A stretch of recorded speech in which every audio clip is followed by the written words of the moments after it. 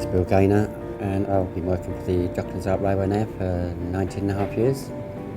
When I first started looking for a job, I looked at the paper and I thought, well, there's a new organisation that's actually come up and I'd like to join it. Well, I've been here ever since. Part of the furniture, as I say. I feel really that you get satisfaction out of helping people.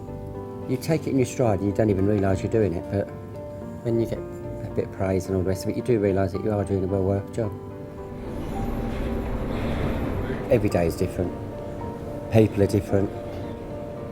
You sometimes have your regulars that goes to work, you see familiar faces, but you see a lot of strangers, loads of tourists, which makes it more interesting.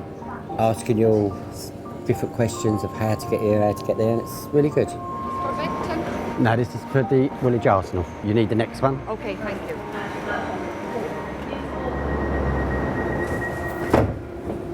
Since I've started, there's loads of changes. What from the extensions of the new lines and bigger trains, there's a tremendous amount of changes. Buildings going up around us, and it was all water when I first started here with a train running around it.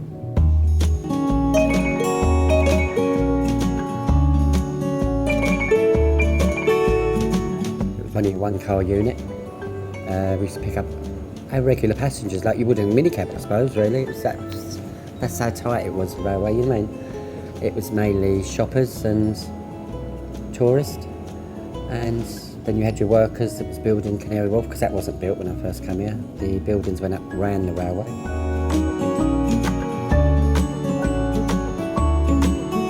You don't realise it when you're working here. It just goes up around you, and all of a sudden you look round and it's there. And there's just loads of buildings, and you know, it's changed dramatically. We have people come back and they don't even recognise the place.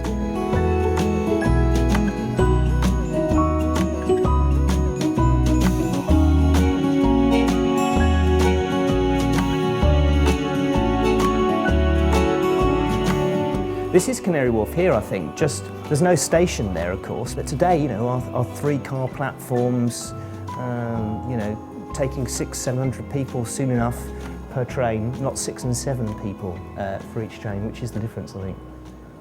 There we are, a one-car train. There's a sort of newness to it, a sort of, you know, an opportunity to travel around Docklands, and that is completely different to today when people expect to travel from A to B in a certain time. They don't even think about the concept of travelling around Docklands. It's the DLR, let's go catch it. And three-car, of course, is going to give so much more opportunity to carry so many more people.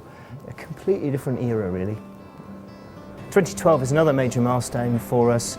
Three-car coming along is a good stepping stone along the way.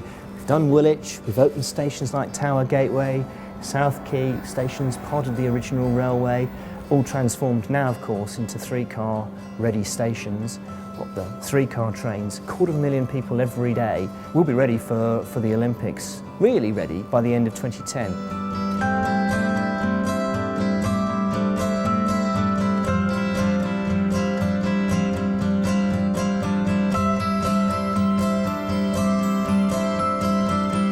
Before we had the DLR, things were much less convenient. It was pretty bleak as far as public transport was concerned, and the first DLR made a huge difference, and it's gone on making a difference since then. It's very easy to get to Canning Town. We're just out of the house, walk around the corner, cross the park, and we're there. The nice thing about the DLR stations, they're all so accessible. They've all got lifts and or escalators. And you're up on the platform and away.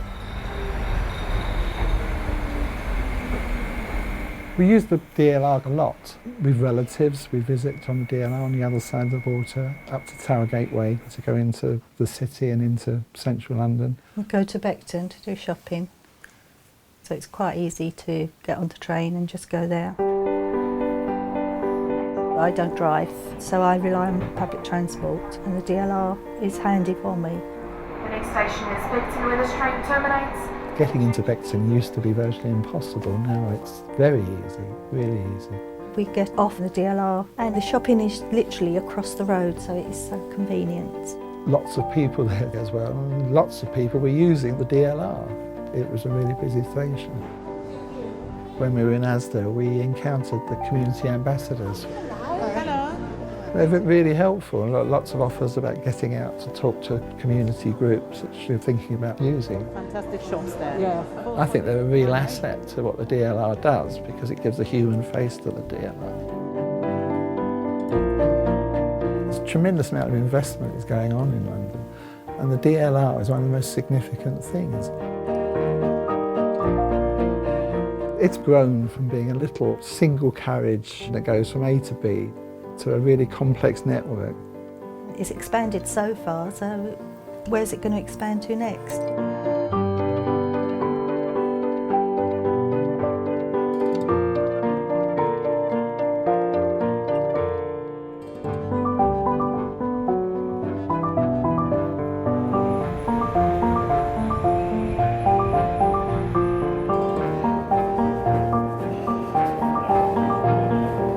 Hello, mate. Hello, darling. All right. Me and Karen go back quite a long way, really, from when we first started here. We worked together as PSAs, which was called train captains then. We had a lot of driving to do when we first started here. The one car was like your own little car, wasn't it? It was your own little carriage, wasn't it? 'Cause Yeah. Yeah. Well, you only had to have one. I mean, to walk from one end to the other, if you didn't have a lot of passengers on board, it'd take you, what, 2 minutes? Yeah. 3 car, you're going to have to go down half a railway before you get all the way through the end, Join them aren't all you? Just And walk through them, yeah. It's progression over the years compared to the one cars that we had. Don't you think how sleek they look? How light they are They inside? even look wider, don't they? They do look wider. and they're not. I know. It's because of the glass at the bottom. Yeah. Yeah, it's an optical illusion, isn't it? Yeah, very much. The windows are a lot more open. They're a lot lighter inside. And I think that light makes it look much bigger.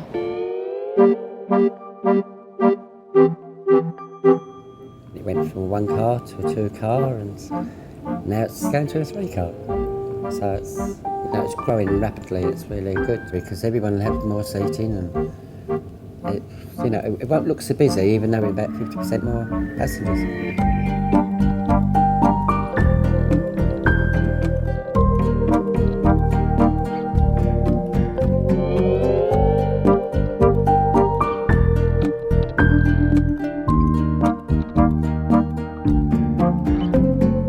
I hadn't had any sense before what the passenger interpretation was going to be of 3 car service until we started testing.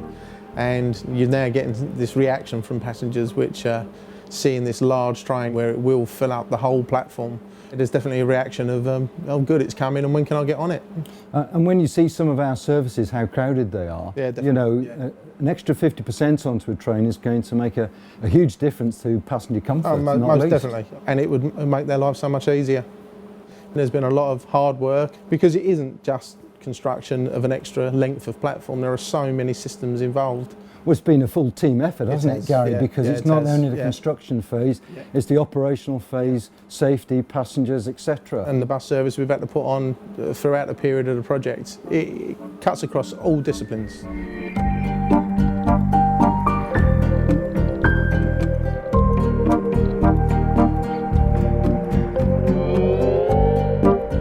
Been on a 3-car train before, and to go out through in the testing mode is exciting to see how the train interacts with the new infrastructure without any problems. It's just performing so normally and similar to what's going on a normal day.